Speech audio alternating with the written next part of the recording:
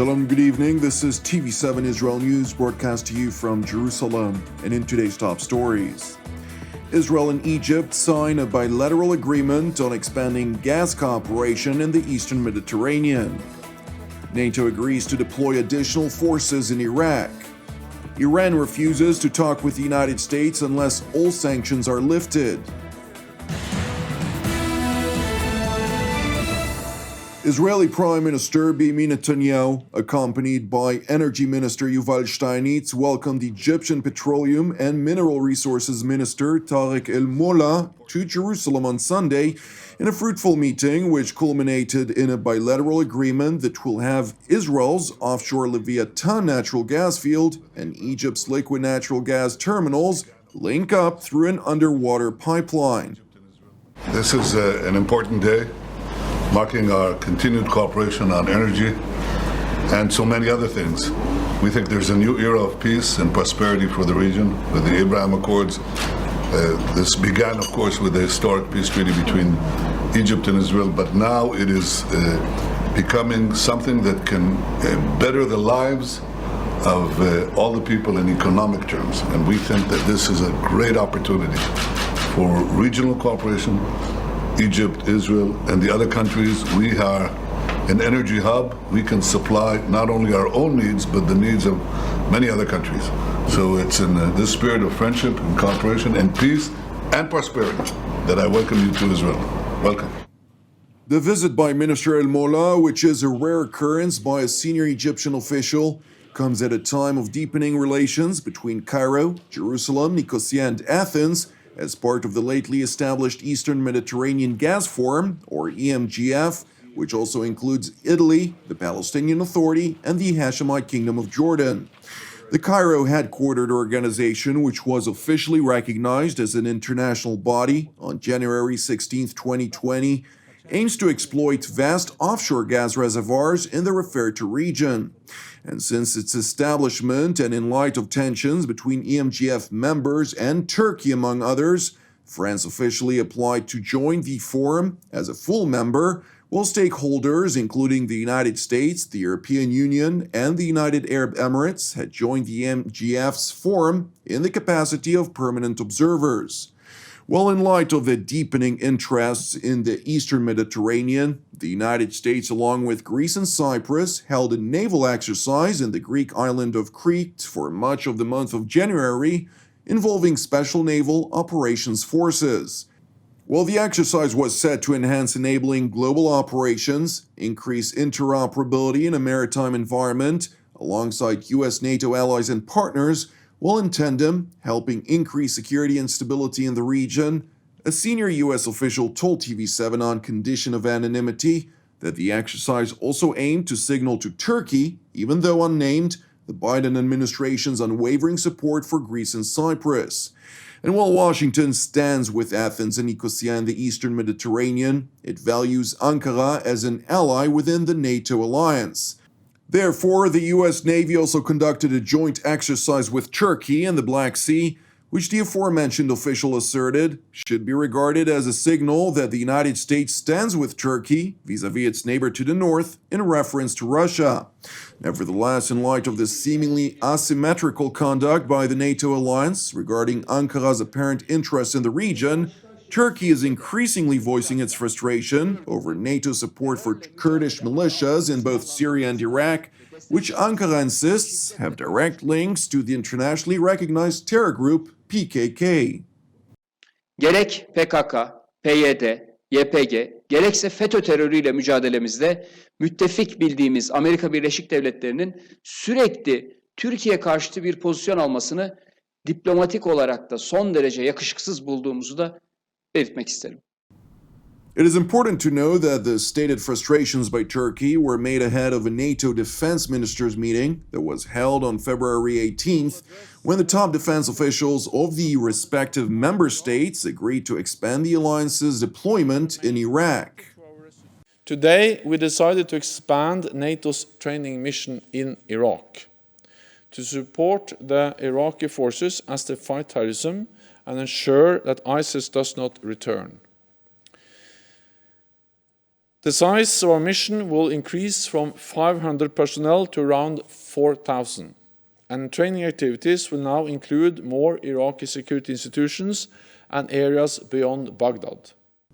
The refer to increase includes an anticipated deployment of additional U.S. troops to Iraq, a move which signifies the Biden administration's stark contrast to the previous Trump administration, which declaratively sought a U.S. withdrawal from the volatile region. This was further confirmed in an address to the Munich Security Conference, when President Joe Biden highlighted the crucial need to thwart the Islamic State from emerging in conflict-ridden Iraq. Just this week, NATO defense ministers endorsed significant expanded training and advisory mission in Iraq, which will be vital to the ongoing fight against ISIS. We cannot allow ISIS to reopen and regroup and threaten people in the Middle East and Europe and the United States and elsewhere. The American leader went on to address Washington's intentions to talk with the Islamic Republic of Iran in the capacity of the so-called P5+1 as part of the need for transparency and communication to minimize the risk of strategic misunderstanding or mistakes. We need transparency and communication to minimize the risk of strategic misunderstanding or mistakes.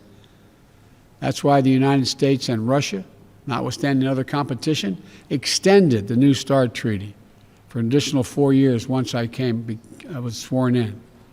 That's why we said we're prepared to re-engage in negotiations with the P5+1 on Iran's nuclear program. We must also address Iran's destabilizing activities across the Middle East. And we're going to work in close cooperation with our European and other partners as we proceed. We'll also work together to lock down fissile and radiological material to prevent terrorist groups from acquiring and using them. Look, the range of challenges Europe and the United States must take on together is broad and complex. German Chancellor Angela Merkel also addressed Iran in a Q&A with the press at the Munich Security Conference, highlighting the need to seize the opportunity for diplomacy at a time when the Islamic Republic continues to reject Washington's recent reaffirmation of UN Security Council Resolution 2231, coupled with the lifting of some restrictions as a satisfactory prerequisite for talks. Also ich werde mich zumindest dafür einsetzen, neuen Schwung in die Verhandlungen zu bringen. Ich habe ja mit dem iranischen Präsidenten Herrn Rouhani auch telefoniert vor wenigen Tagen und wir müssen jetzt darauf achten, dass nicht sozusagen eine Problematik entsteht, wer macht den ersten Schritt.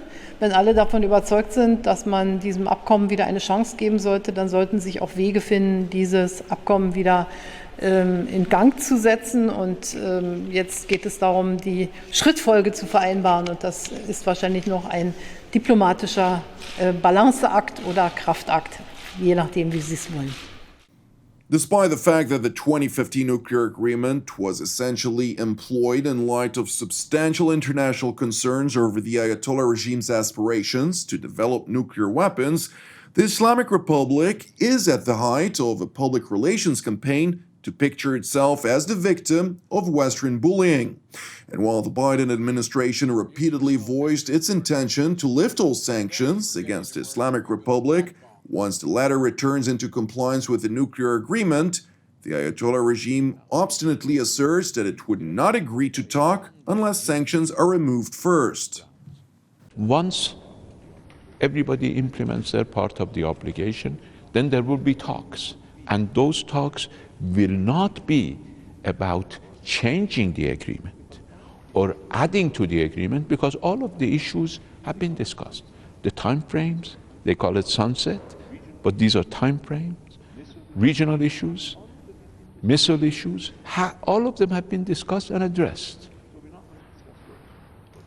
So we're not going to discuss those, but we are going to discuss how we can avoid and guarantee that the actions by the United States will not be repeated. In a desperate attempt to apply additional pressure on the United States to lift its crippling sanctions, The Ayatollah regime intends to terminate the additional protocol of the nuclear agreement, effectively barring inspectors of the International Atomic Energy Agency, or IAEA, access to its nuclear sites by February the 23rd. It is clear that they won't get a footage as long as the United States has not come back to full implementation of its agreement, of its obligations.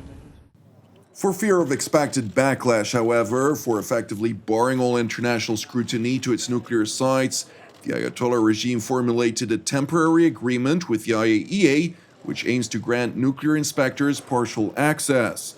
And while IAEA Director General Rafael Mariano Grossi asserted that while the temporary deal is acceptable for the time being, he confessed that it grants his inspectors far less access than what the 2015 nuclear agreement stipulates. There is less access, let's face it. There is less access. Thank you for watching us. As part of TV7's prayer initiative, I would like to encourage you today to join myself and the team here in Jerusalem to lift up Egypt in prayer for its salvation and peace, alongside prayers for our persecuted brothers and sisters around the world, in addition to our ongoing prayers, of course, for the peace of Jerusalem, the salvation of Israel, for all those who are impacted by the corona contagion and its numerous ramifications worldwide. I'm Jonathan Hassan, wishing you a Shavua Tov U'Mevorach, and we will see you again tomorrow at the same time.